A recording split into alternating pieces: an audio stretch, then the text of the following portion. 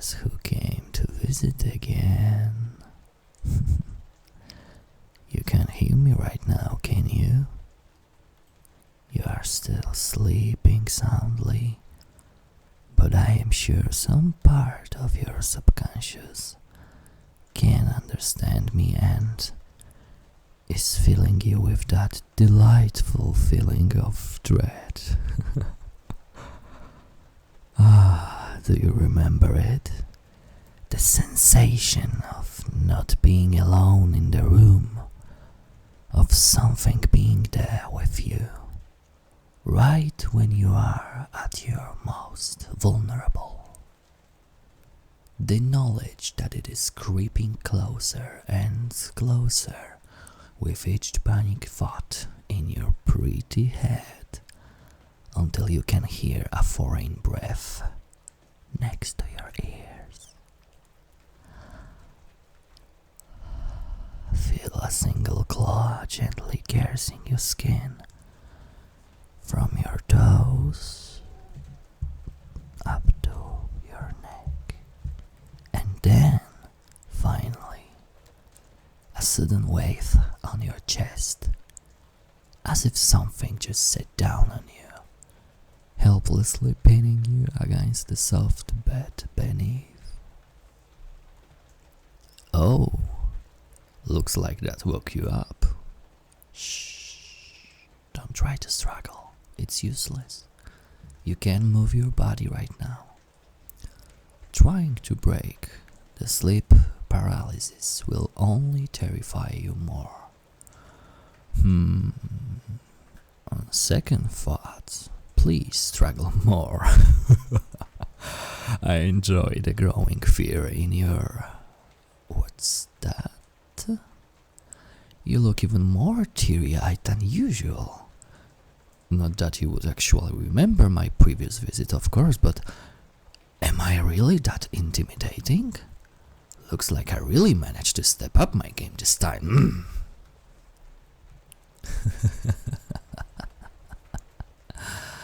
Oh, are you crying, my little human? This actually looks kind of pathetic.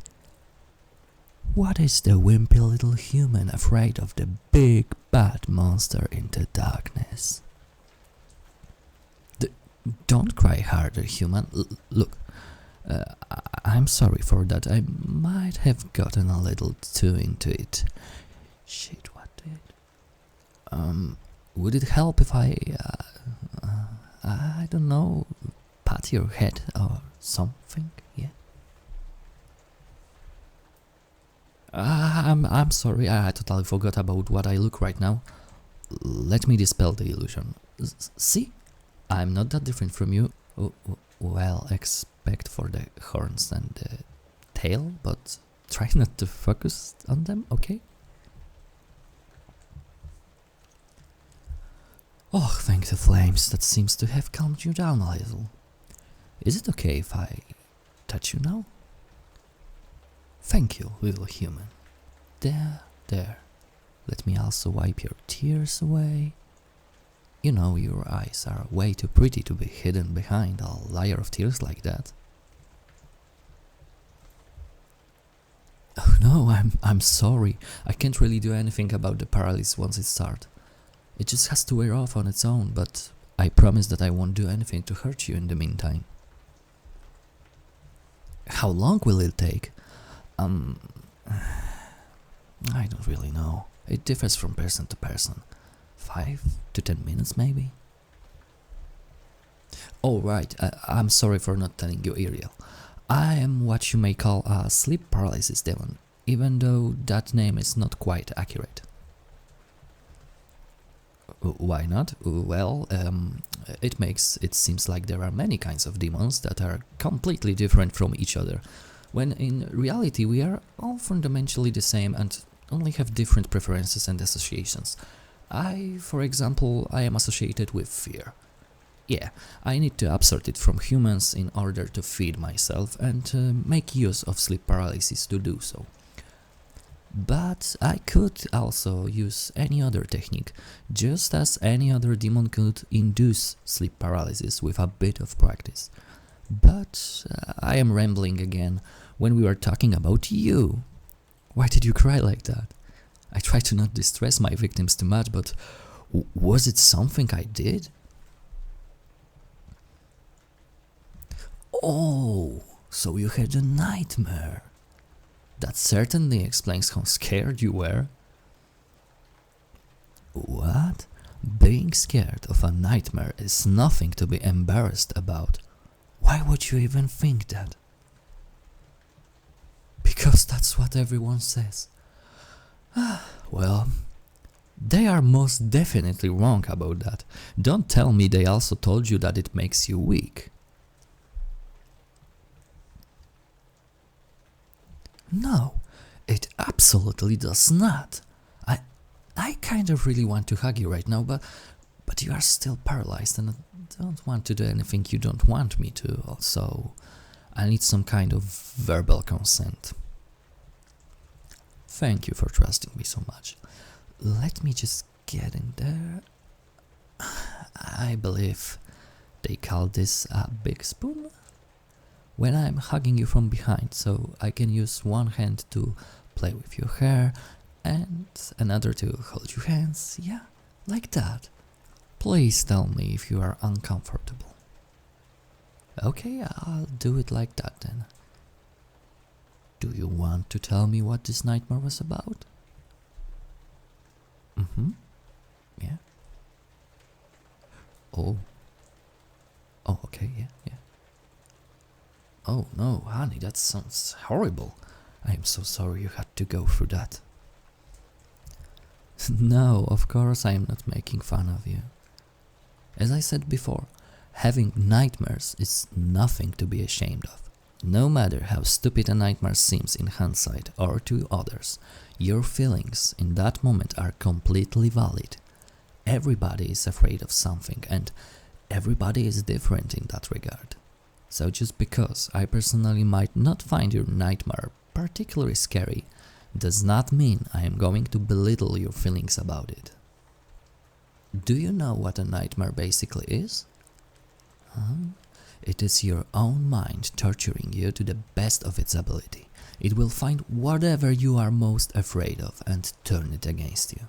And if it can't find anything, it will just make you afraid of something arbitrary. Trust me, when I, a literal manifestation of fear, tell you that there is no place more terrifying than your own mind. Yes, that's right. It is not your fault for being afraid of a nightmare.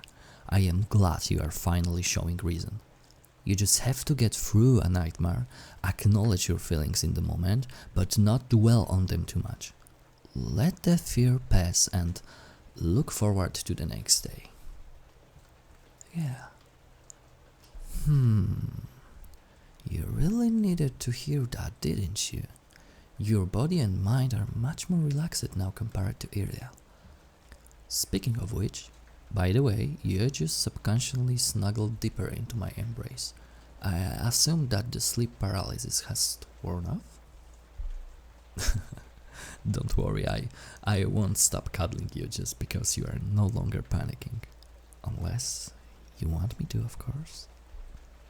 Good, because I don't want to stop just yet. Come here, let me hug you tighter. I am sorry that no one told you before. That it is okay to be afraid of nightmares, I mean. Do you have them regularly?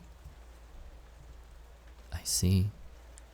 And are they always that bad? Oh, I'm sorry to hear that, honey. I wish I could have been there for you sooner.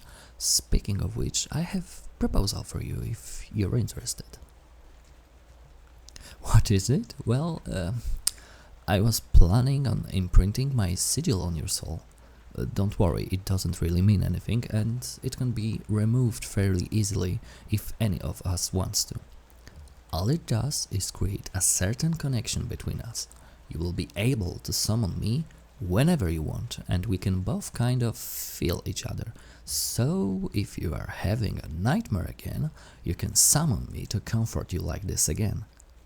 Or maybe I even notice it beforehand and can come here to wake you up. Oh no, don't worry about me, it's no bother. Remember what I feed on?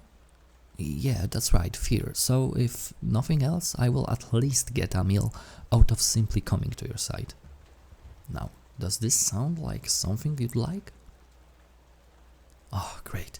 Then hold still for a moment while I put my hand on your forehead.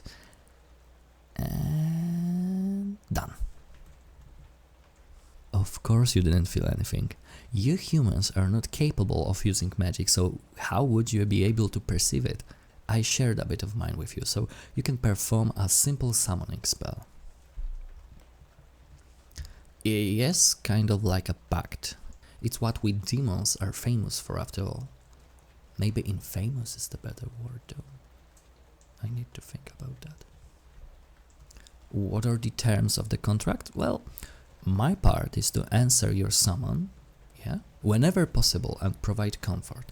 And your part is to definitely call on me whenever you need me.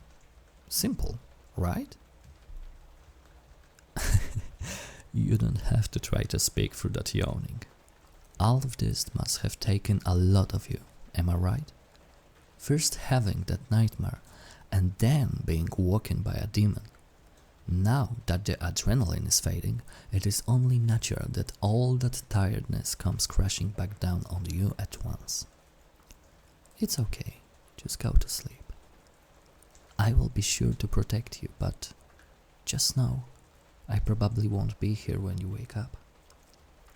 I will try to stay here as long as I can, but demons can only spend a limited amount of time in this world. So, don't be disappointed tomorrow, okay? Good. Then just get comfortable and close your eyes. Good night and sweet dreams, honey.